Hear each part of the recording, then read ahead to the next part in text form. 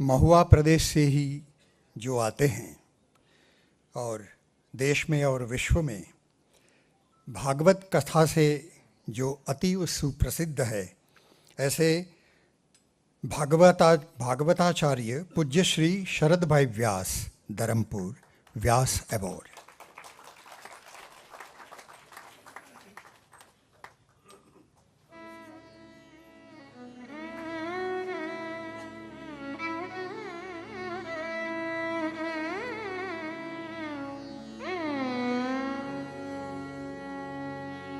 बंदो रघुपति करुणा निधान, बंदो रघुपति करुणा निधान, जाते छूटे भव भेद ज्ञान, बंदो रघुपति करुणा निधान।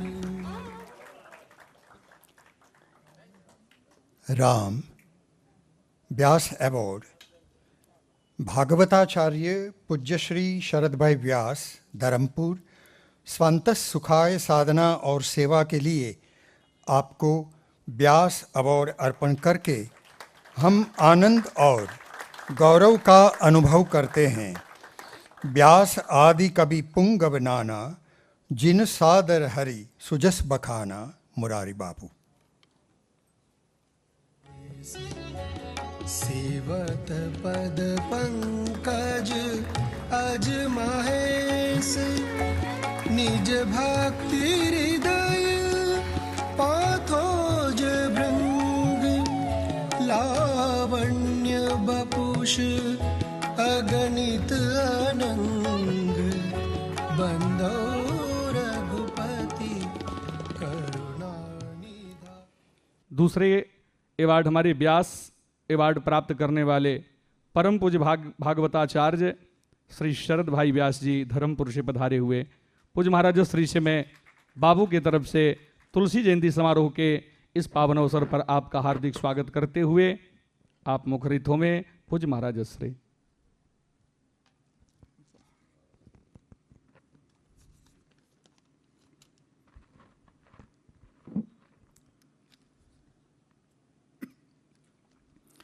श्रेयपतिर्यज्ञपति प्रजापति धियांपतिर्लोकपति धरापति पतिर्गतिश्चान्दकवृष्णि सात्वतां प्रसीदता में भगवान सतांपति।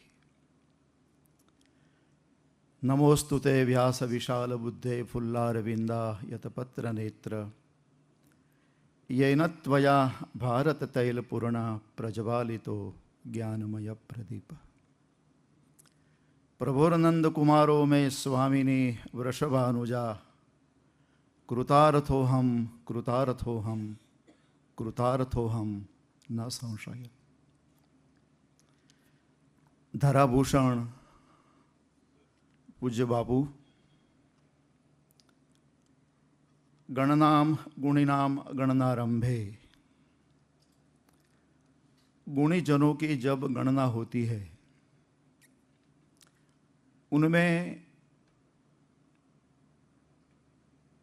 जिनको अग्र गिनती में लिया जाता है, आरंभ वहां से होता है, ऐसे सब पूज्य चरण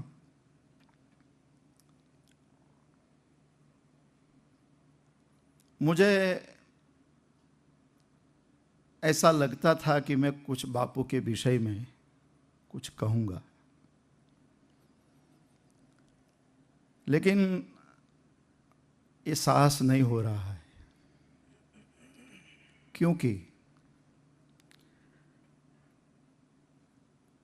पूर्ण रूप से अब तक मैं बापू को जान नहीं पाया, तो मैं क्या बोलूं। या तो पड़ोस में रहते हुए भी बापू ने परिचय नहीं दिया कि मैं ये हूं, तो मैं क्या बोलूं। लेकिन एक बात एक व्यक्ति ने कही थी आज से करीबन 25 साल पहले, लंदन में कथा थी, मैं वहां था और भारत के उस वक्त के राजदूत सिंधवी जी, उसने एक बहुत सुंदर व्याख्या की थी, तो मैं ये आपके सामने, उसके शब्द है, आपके सामने प्रस्तुत कर रहा हूं। बापू की सरनेम हरियाणी है, जरा शब्द को समझ लेना ठीक से। हरि यानी मुरारी बापू।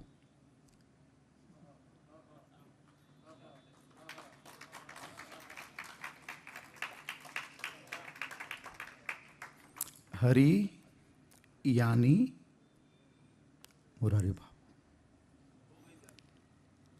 वाह,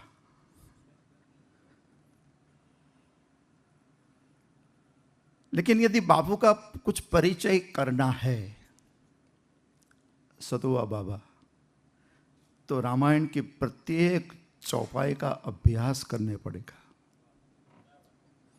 रामायण की प्रत्येक चौपाई का अभ्यास करने के बाद कुछ कुछ समझ में आ जाएगा कि बापू क्या है। कोई तपस्वी ऋषि संत यदि बापू को पहचान सके तो वो उसको मैं प्रणाम करूंगा, क्योंकि जीवनी त्रेता युग की है। बापू की जो जीवन शैली है वो त्रेता युग हमने देखा नहीं, लेकिन त्रेता युग में लोग कैसे रहते होंगे ये पता लगता है पूज्य बापू का दर्शन करके। तो जीवनी, जिसकी जीवन शैली जिनकी त्रेता युग की है, तो उस त्रेता युग की जीवन शैली को हम कलयुग कैसे जान पाएंगे। इसलिए कठिन होता है। और जो समझ गए, पहचान गए, उनको समझो उसका उद्धार हो गया है। बस कुछ शब्द मैं गुजराती में बोलूंगा, क्योंकि गुजराती बिना जमेगा नहीं। हाँ, ये शब्द कुछ ऐसे हैं कि गुजराती के बिना नहीं जमेगा। इसलिए बापू जहाँ रहते हैं उस गांव के बगल में जो नद्य बहता है, नदी नहीं है, नद्य है, उसका नाम है रूपावा। और यहाँ हम सब जो बैठे हैं वहाँ एक नदी पीछे से पसार हो रही है, उसका नाम है मालन। तो ये तीर्थरूप हमारा रूपावा बहुत छोटा नद्य है, केवल 7-8 गांव से समाप्त हो जाता है, बहुत छोटा है। लेकिन मेरे गांव से भी निकलता है, बापू के गांव से भी निकलता है। हमारे आगे जाओ तो रूपावटी, कौंजली आदि, सांगणिया आदि, ये केवल 6-7 गांव का नद्य है ये। तो हर रोज ये हमारा तीर्थरूप रूपावा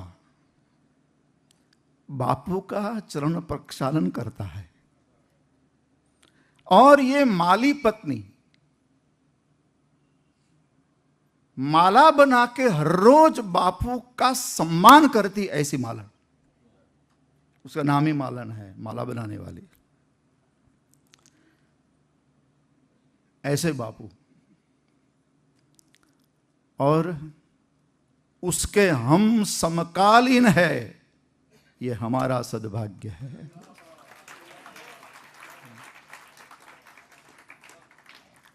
नरेंद्र भाई, परम आदरणीय नरेंद्र भाई मोदी के वक्त में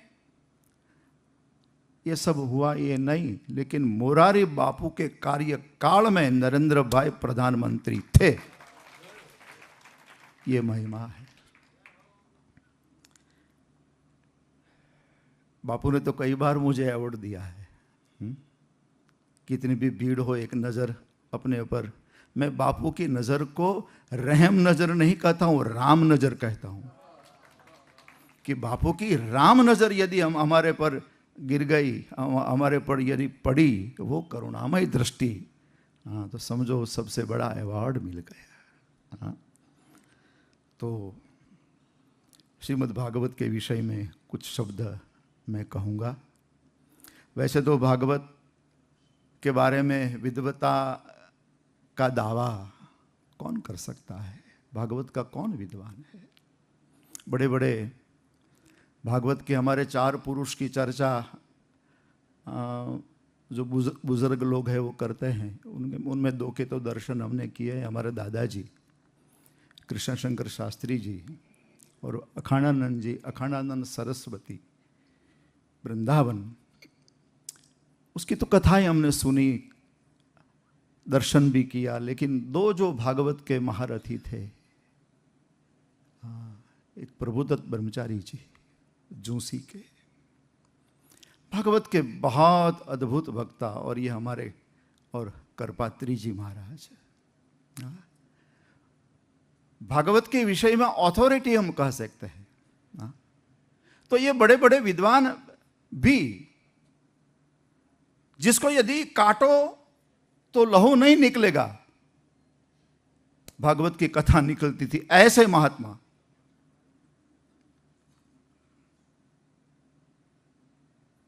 वो भी कहते हैं हम पराजित हैं कथा के, और कथा को पूरी करने की चेष्टा करनी ही नहीं चाहिए। हाँ, गुजराती में कहूँ तो कथा को पूरी करवा गया બધા પૂરા થઈ ગયા છે। हाँ, कथा को जो पूर्ण करने गए वो सब पूर्ण हो गए। भगवान की कथा कभी पूरी होती है क्या? असदगिरि समस्यात् का जलम सिंधु पात्रे सुरतरु वर्षाखा लेखिनी पत्र मुर्वी लिखति यदि ग्रहित्वाम शारदा सर्वकाल। 2-5 साल नहीं, ब्रह्मा जी ने यदि माँ शारदा की आयुष निश्चित की है तो आयुष्य पर्यंत लिखा करे, फिर भी तदपितो गुणामना मीश पारन नहीं आती।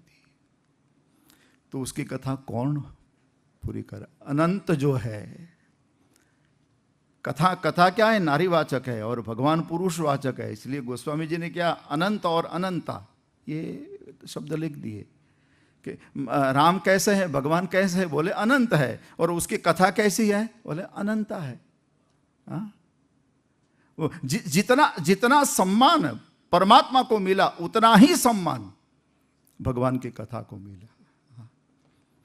भागवत के बारे में तो मैं क्या कहूं,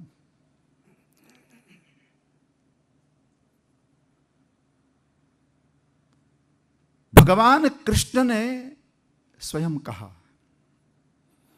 कि मैं भागवत में समाया हूं। तिरोधाय प्रविष्टोयम श्रीमद्भागवतार्णवम। यह समंदर है, भागवत समंदर है, और मैं उस समंदर में डूब गया हूं। मैं छिप गया हूं इस भागवत में। इसलिए मैं कई बार मैंने अपनी कथा में कहा कि कृष्ण स्वधाम गए, वो प्रकरण तो लिखा है, लेकिन हम नहीं मानते कि कृष्ण स्वधाम गए हैं, क्योंकि भागवत के रूप में उनकी लीला अभी भी चालू है। क्या आपको नहीं लगता, बापू जब कथा करते हैं और इतनी सारी भीड़ हो जाती है, तो आपको नहीं लगता कि राम की लीला अभी भी चालू है? ट्रैफिक जाम होता है तो नहीं लगता क्या कि राम की और कृष्ण की लीला अभी भी चालू है? तो भगवान ने तिरोधान किया श्रीमद् भागवत में। और कोई कहे भागवत का परिचय क्या है? अब जिसकी कथा करते उसका परिचय क्या है? तो मैं अक्सर एक बात कहता हूं कि सुखदेव जैसे योगी उसकी कथा करते हैं, वही उसका परिचय है। बस सुखदेव जी कथा करते हैं, जो कथा के संत नहीं, कथा के महात्मा नहीं। उसने स्वयं ने इकरार किया कि मेरी परम निष्ठा निर्गुण में है। परिनिष्ठितोपि नैरगुण्यः उत्तमः श्लोक लीलया। मेरी देखो सामान्य निष्ठा नहीं, सुखदेव जी कहते हैं मेरी परम निष्ठा निर्गुण में है। लेकिन एक ऐसी कथा मेरे सामने आके खड़ी हो गई, एक ऐसा भगवान मेरे सामने आकर खड़ा हो गया कि जिसकी कथा किए बिना मैं रह ही नहीं सकता। इच्छा नहीं, मैं कथा को, समाधि के संत है। सुखदेव जी की स्थिति देखो तो सही है। सुखदेव जी की स्थिति तत्र अभवत् भगवान व्यासपुत्रो यदच्छयागामटमानोऽनपेक्षः अलक्षलिंगो निज लाभ तुष्टो व्रतश्च बालेरवधूत वेशः। तो सुखदेव जी का कथा के लिए आए ना, तब का ये प्रसंग है। सभी संत बैठे थे, पिताजी भी बैठे, दादाजी भी है। भागवत में लिखा है, पराशरो गाधि सुतोत्थराम वशिष्ठ इंद्र प्रमदेद्मवाहो मेधातिथिर्देवल आष्टिशयनो भरद्वाजो गौतम पिप्पलाद। व्यास जी है, पराशर जी है, और ये व्यास वंश का जिससे जन्म हुआ है वो वशिष्ठ भी बैठे हैं। व्यासाय विष्णु रूपाय व्यास रूपाय विष्णु नमो वै ब्रह्म निधये वासिष्ठाय नमो नमः। ये वंश वशिष्ठ का है। तो ये पितृ परंपरा यह मौजूद है और गुरु परंपरा भी मौजूद है। सुखदेव जी, भगवान सुखदेव जी के पास भागवत आया वो व्यास जी से आया, वो यहाँ, और व्यास जी के पास जो भागवत आया वो नारद जी से आया, वो भी यहाँ मौजूद है। कुमार शब्द लिखा है, सनत कुमार भी मौजूद है। ये तीसरी पीढ़ी हुई भागवत परंपरा की।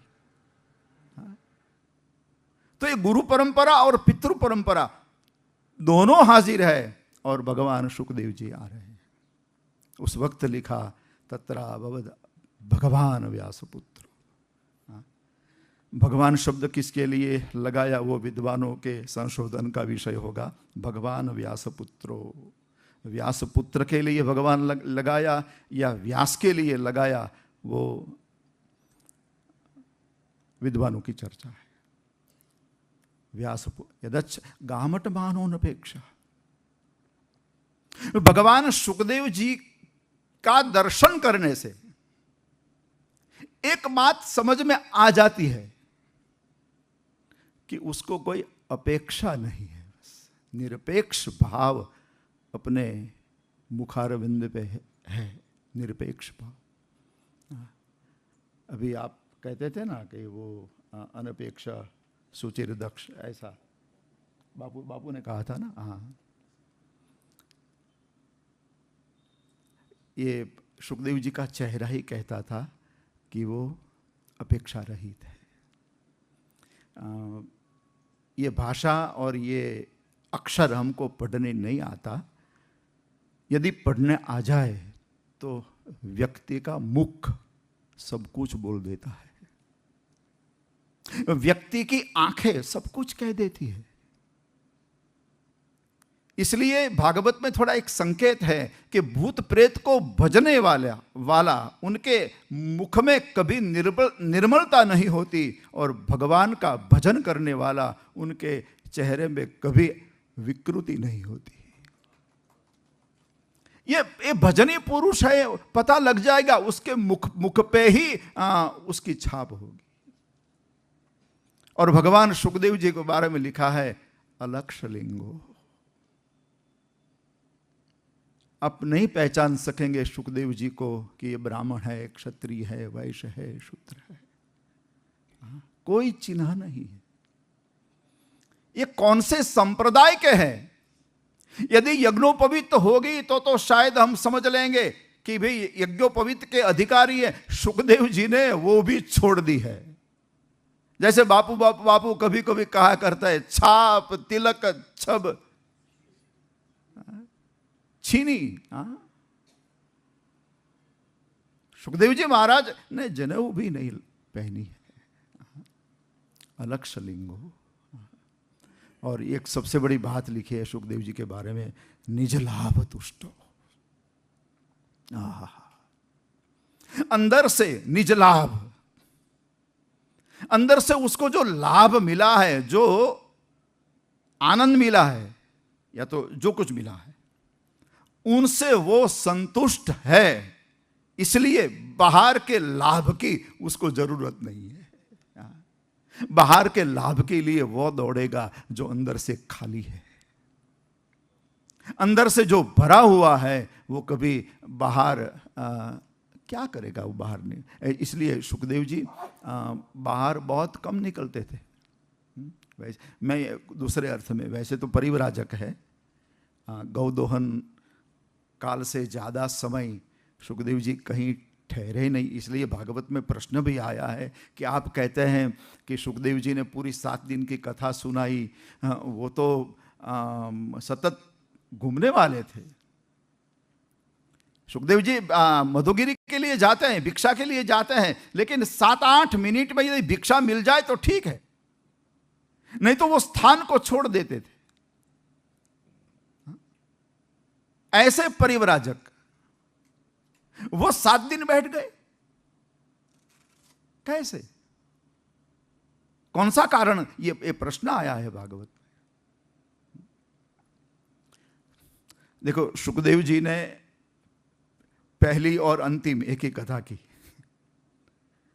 बाद में बहुत मैंने सुना नहीं महापुरुषों से कि दूसरी कोई कथा सुखदेव जी ने सुनाई हो, लेकिन सुखदेव जी चलते चलते अखंड भागवत का पाठ करते थे।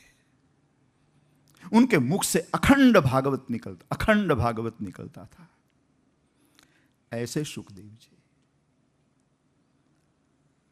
महाराज श्री थोड़ी घंटी बजा देना। 5 मिनट है। हाँ, ठीक है। दिगंबरम वक्त्र विकीर्ण कैशः प्रलंब बाहु स्वमरोतमाभम श्यामम सदा पिच्च वयंग लक्ष्मा। थोड़ा सा शब्द कठिन है यहां पर। स्त्रीणा मनोज्ञम रुचिरस्मितेन, रुचिरस्मितेन। दिगंबर है, वस्त्र तो पहने नहीं है, इसलिए स्त्रियां खुद संकुचित होकर के थोड़ी दूर चल रही है। सब बाल अगल बगल सुखदेव जी को घेरे हुए है, जैसे कोई पागल जा रहा हो। बिखरे हुए बाल थे। आजानुबाहु है सुखदेव जी, घुटनों तक हाथ पहुंचते हैं उसके।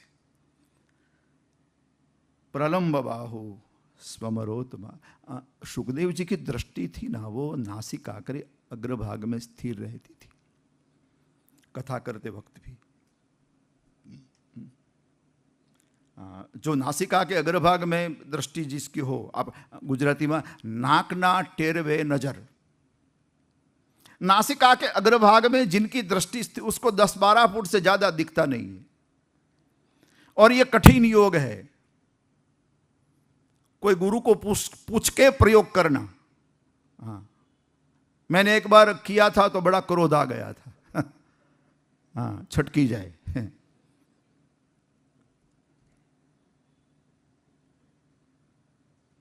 लेकिन सुखदेव जी ने कथा शुरू की ना,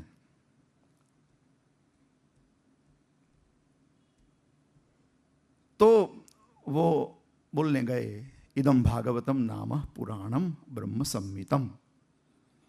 ये राजा, मैं तुझको जो भागवत सुना रहा हूं, वो ब्रह्म मतलब वेद है। ब्रह्म यानी वेद, ब्रह्म का अर्थ भगवान भी है। इसलिए भागवत और भगवान को अलग नहीं कर दे। कथा ही कृष्ण है। जिसको कथा मिल गई उसको समझ लेना चाहिए कि मुझे कृष्ण मिल गए, बस। प्रत्यक्ष मिलना तो बहुत कठिन है, बहुत कठिन है। हाँ,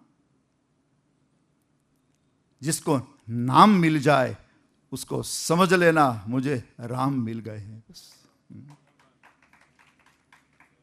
क्योंकि गोस्वामी जी तो कहते हैं कि भाई मुझको जो कुछ मिला है वो नाम से मिला है। हाँ, राम राम है, भगवान है, परब्रह्म है, वो सब ठीक है।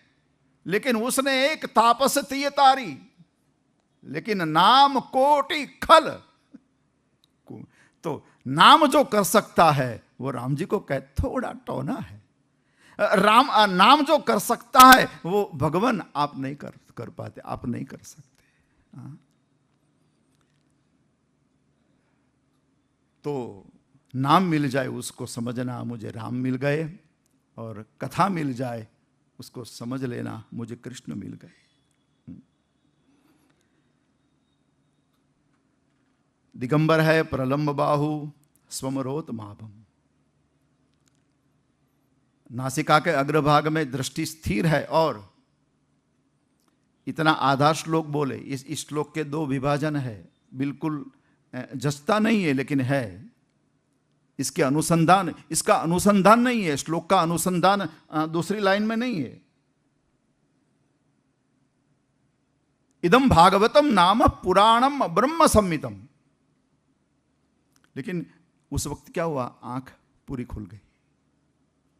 जब पूरी आंख खुल गई तो पहले ही लाइन में अपने पिता को देखा, पिता के दर्शन कर लिए। ओ, ये तो पिताजी बैठे हैं। तो फिर पिताजी का परिचय दिया।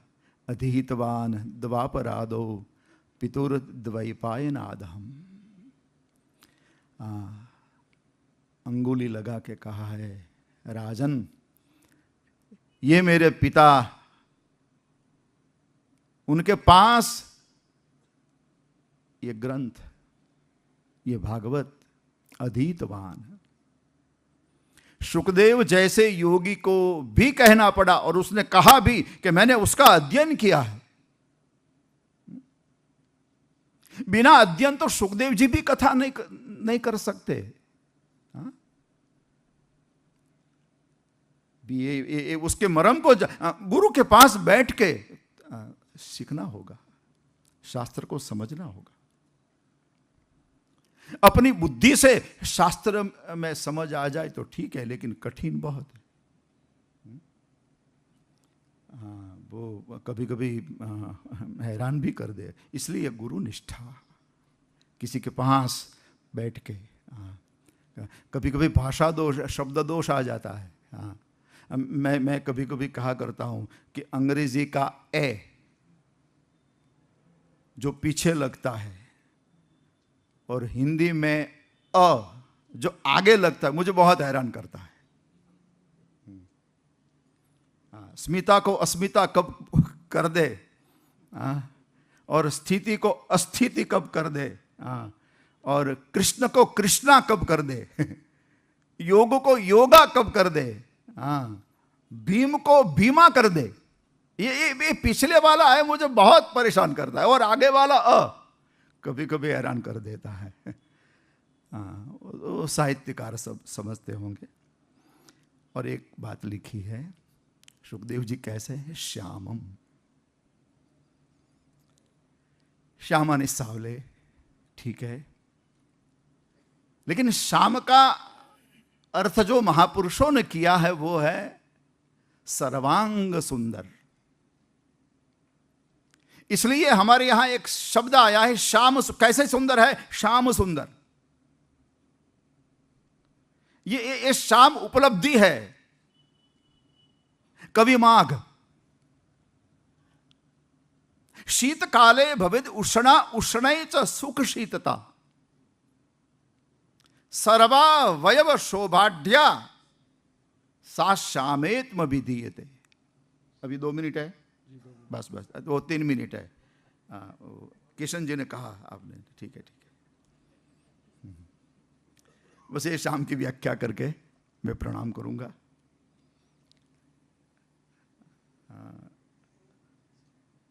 देखो, बापू के सामने किसको बोलने की इच्छा नहीं होती।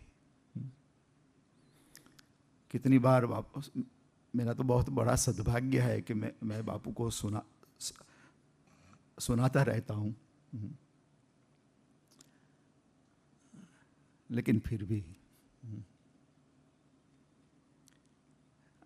शीतकाले भवेद उष्णा, जिसके निकट बैठने से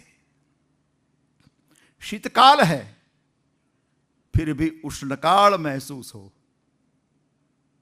और उष्णे च सुख शीतता, उष्णकाल गर्मी की मौसम है फिर भी जिनके पास बैठने से शीतलता महसूस हो। उष्ण में शीत, शीत में उष्ण, और जिनके सभी अवयव शोभा देने वाले हैं उसको श्याम कहते हैं। ये कवि माघ का चिंतन है। तो और क्या कहूं, केवल आप सब संत है और आज कलिकलुष विध्वंसक गोस्वामी जी की जन्म जयंती पे आप सबके पास कुछ मांग रहा हूं। जैसे शंकराचार्य महाराज कहते थे, यदा तदा यथा तथा तथैव कृष्ण सत्कथा। ये शंकराचार्य ने मांगा है। कैसे भी करके, जहां भी, मया सदैव गीयताम यथा कृपा विधीयताम। जो ब्रह्म को, अद्वैत मत को स्थापित करने वाले, उसने कहा कि ऐसी कृपा करो मेरे पर कि मैं कृष्ण की कथा करता रहूं। बस इतना कह के पूज्य बापू के चरणों में प्रणाम, आप सब महापुरुषों के चरणों में प्रणाम।